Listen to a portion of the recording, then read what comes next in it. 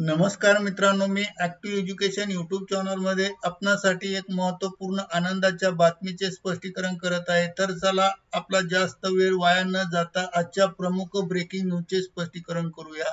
आजची आनंदाची बातमी आहे तर आनंदाची मोठी खुश खबर, लोक आयुक्त न्यायालयाचा आदेश, निवृत्ती वेतनधारकांना मिळणार थकीत देयकावर 8% व्याज 4 आठवड्यात मिळणार। या संदर्भामध्ये सविस्तर माहिती जाणून घ्या। मित्रांनो नमस्कार, आनंदाची मोठी खुश खबर आहे आणि लोक आयुक्त यांचा आदेश प्राप्त झाला आहे। त्या आदेशानुसार आता निवृत्त कर्मचाऱ्यांची थकीत असलेली ग्रॅज्युइटीची रक्कम जी आहे त्या रकमेवर 8% व्याज मिळणार आहेत आणि तेही 4 आठवड्याच्या आत मिळणार आहे। म्हणून व्हिडिओ कुठे स्किप करू नका, संपूर्ण माहिती जाणून घ्या। मित्रांनो, मी आपले सर्वांचे ऍक्टिव्ह एज्युकेशन यूट्यूब चॅनल मध्ये मनापासून खूप हार्दिक स्वागत करतो। आताच्या घडीची सर्वात मोठी ब्रेकिंग न्यूज घेऊन आलो, ती म्हणजे सेवानिवृत्त कर्मचाऱ्यांसाठी लोक आयुक्ताचा आदेश आणि त्या आदेशाचे स्पष्टीकरण। लोक आयुक्त आदेश निर्गमित झाला आहे। या आदेशानुसार थकीत वेतनावर 8% व्याज देण्याबाबत मोठा निर्णय घेण्यात आला आहे। कोणाला आदेश? सर्व जिल्हा परिषद यांना काय आदेश आहेत?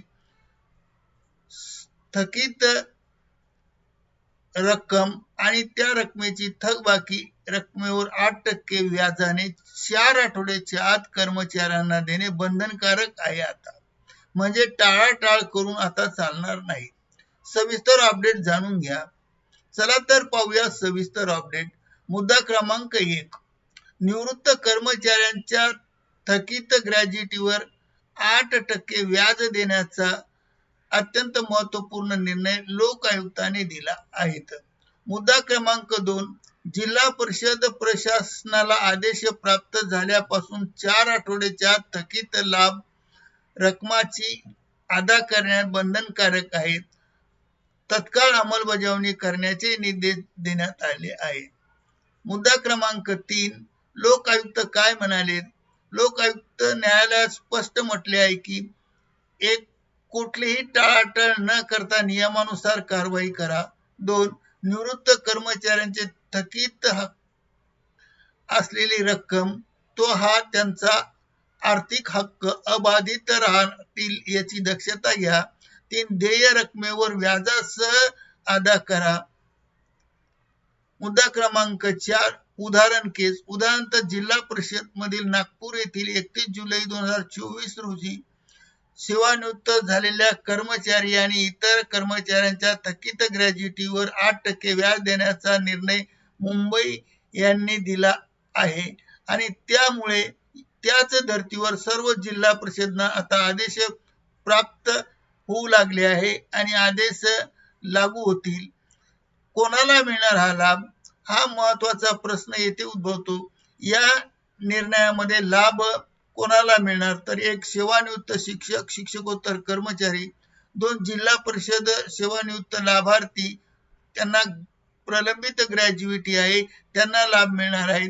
कर्मचारी आणि त्यांच्या कुटुंबांना देखील हा निर्णयाचा फायदा होणार आहे।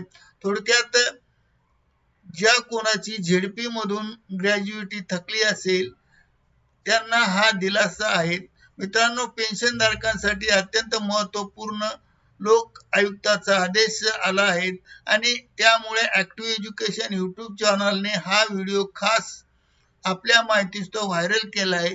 व्हिडिओ आवडल्यास लाईक, शेअर आणि सबस्क्राईब करायला विसरू नका। नवनवीन शासन निर्णय आणि पेन्शन अपडेट बाबत सर्वात आधी माहिती मिळवण्यासाठी बेल आयकॉनला प्रेस करायला नक्की विसरू नका। कॉमेंट मध्ये सांगा तुमची ग्रॅज्युइटी किती महिन्यापासून थकली आहे। म्हणजेच नवीन अपडेट प्राप्त होईपर्यंत ऍक्टिव्ह एज्युकेशन यूट्यूब चॅनल या संदर्भात संपर्कात राहा। पुन्हा भेटा। धन्यवाद। पुन्हा भेट नवीन अपडेट मध्ये। जय महाराष्ट्र।